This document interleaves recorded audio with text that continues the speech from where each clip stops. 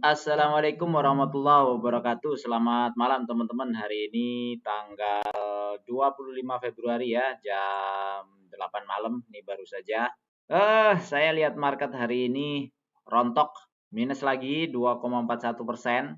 Ini pas banget beritanya ada Danantara, beritanya ada Morgan Stanley ngasih rekomendasi underweight dari equal weight ya, dari biasa-biasa kemudian jadi underweight. Underweight itu rekomendasi untuk mengurangi porto. Saya coba beberapa cari referensi. Kenapa?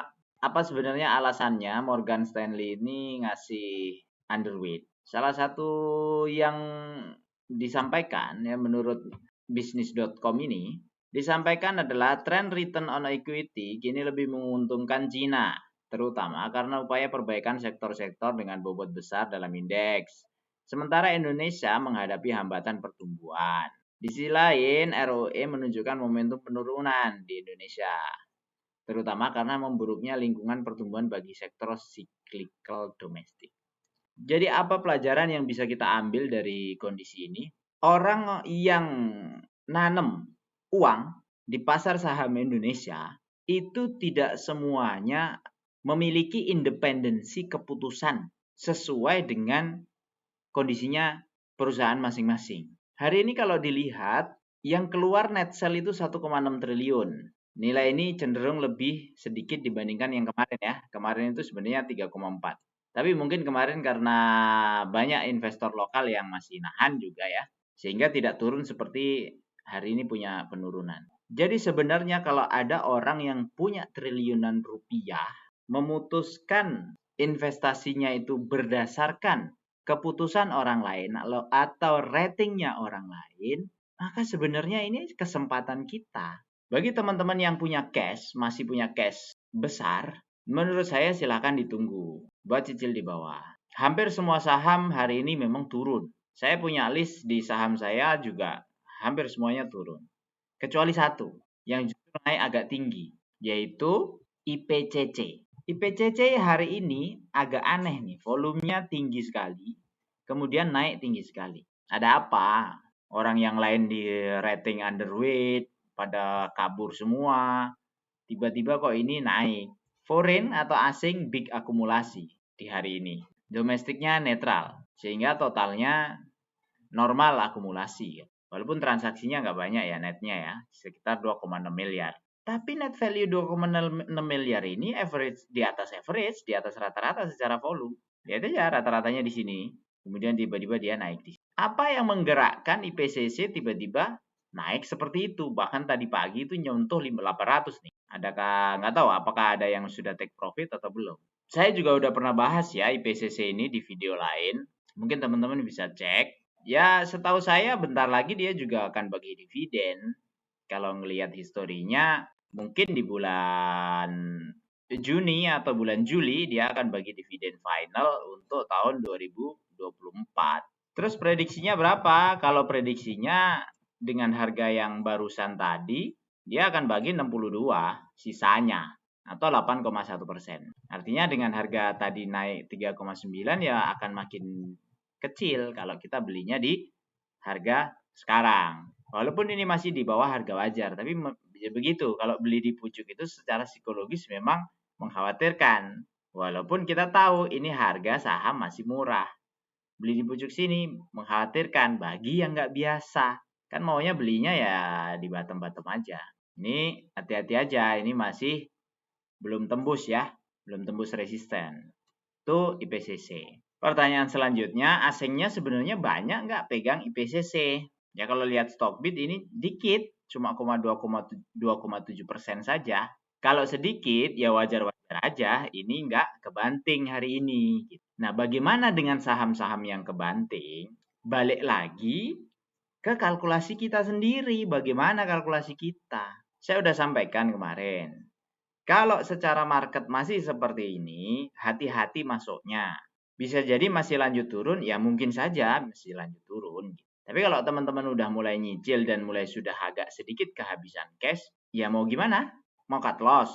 Kalau memang secara prediksi dan hitung-hitungan cut loss itu lebih menguntungkan, ya silahkan kalau itu mau dipilih gitu. Tapi kalau kayak saya karena niatnya adalah nyicil saham yang setiap bulan disisihkan untuk selalu nyicil saham, dengan potensi seperti ini untuk saham-saham yang memang saya percaya, ya dicicil aja. Terus hari ini ada berita nih, 3 petinggi men lepas seluruh sahamnya. Ada apa? Nih ya teman-teman ya. Pak Agus Mulyanto, Pak Michael Mulyanto, Edric Pramana sebagai direktur utama serentak menjual habis seluruh sahamnya pada 19 Februari 2025. 19 Februari berarti kan hari Rabu lalu ya. Dia menjual sebanyak 121 juta di harga 20 per saham. Ada yang jual 500 juta lembar di harga itu. Mereka tidak lagi memiliki saham men. Manajemen men menegaskan transaksi itu dilakukan sebagai bagian dari strategi divestasi dengan status kepemilikan langsung. Menurut saya, penjelasan ini agak aneh aja. Yaitu resikonya kalau pegang saham yang belum bisa kita validasi secara waktu yang lebih lama.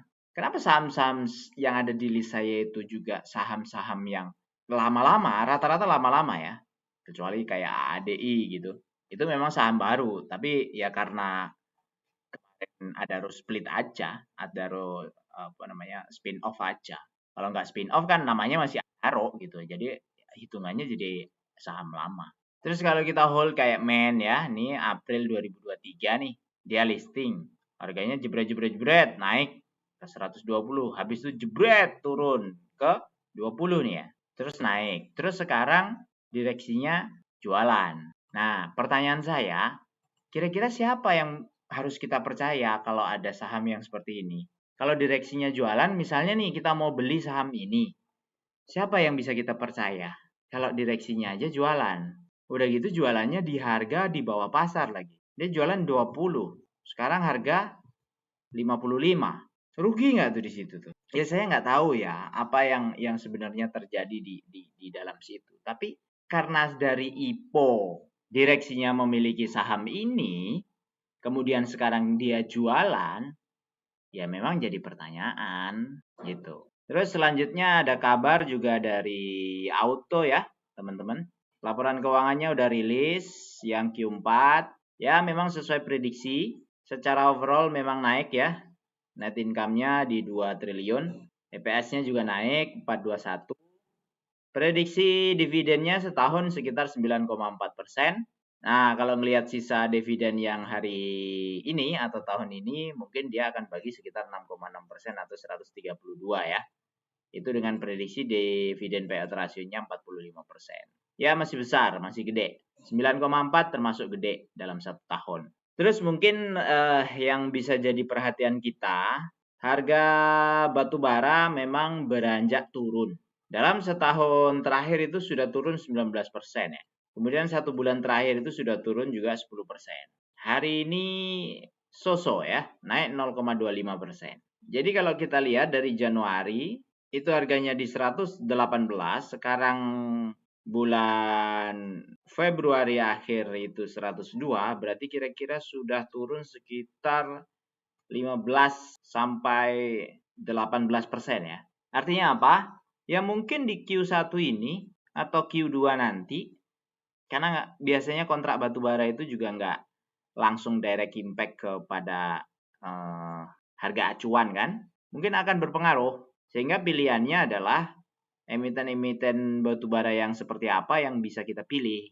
Bagi yang sudah pengalaman, pernah punya pengalaman dia memanage cost rasionya di harga 40-an, 30-an, 50-an ya. Kan pernah batubara tembus sampai 50. Dan secara perusahaan masih survive, secara perusahaan masih bagus, masih bisa juga bagi dividen di area sini. Nah, itu teman-teman harus juga perhatikan. Coba di riset sendiri nanti.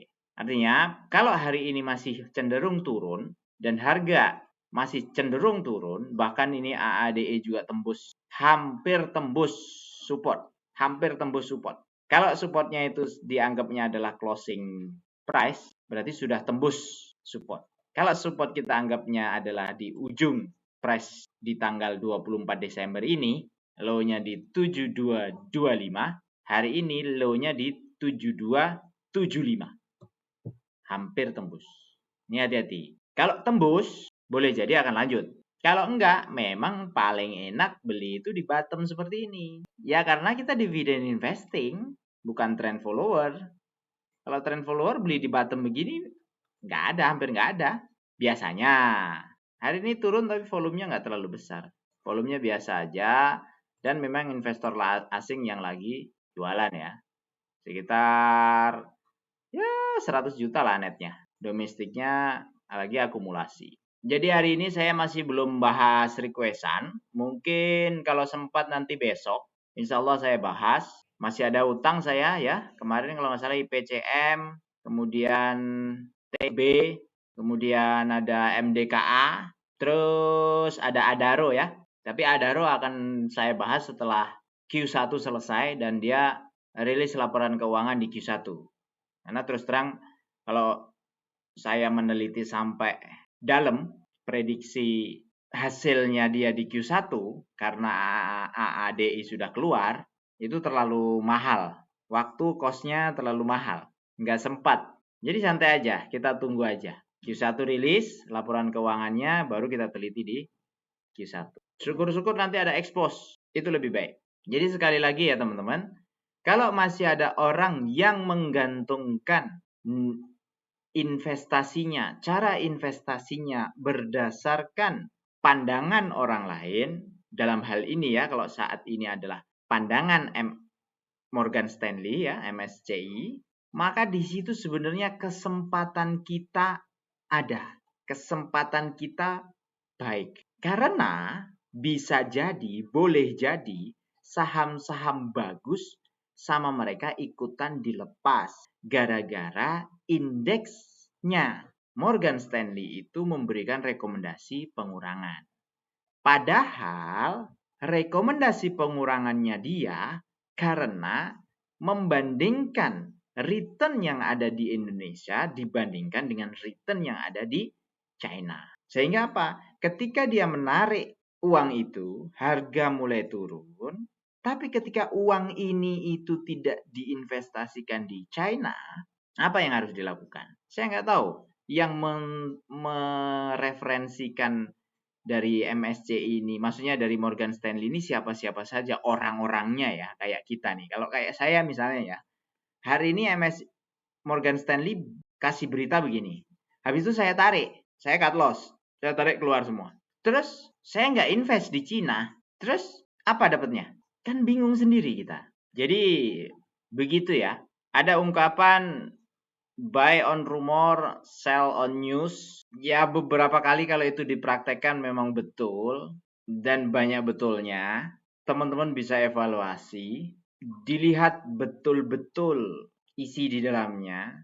Karena faktanya hari ini IPCC juga naik, auto tidak ambrol, IPCM juga naik, power nggak kemana-mana, POWR biasa saja. Artinya masih ada yang melihat dari sisi rasio-rasio. Terus gimana perusahaan-perusahaan besar yang ditinggalkan, yang perusahaan-perusahaan sebenarnya bagus, kemudian dia out dulu, keluar dulu.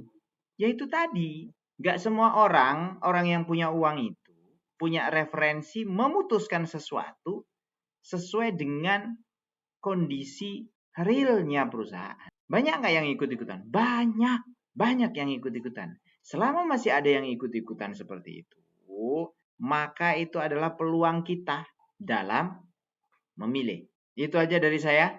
Selamat hunting. Semoga bermanfaat. Terima kasih. Wassalamualaikum warahmatullahi wabarakatuh.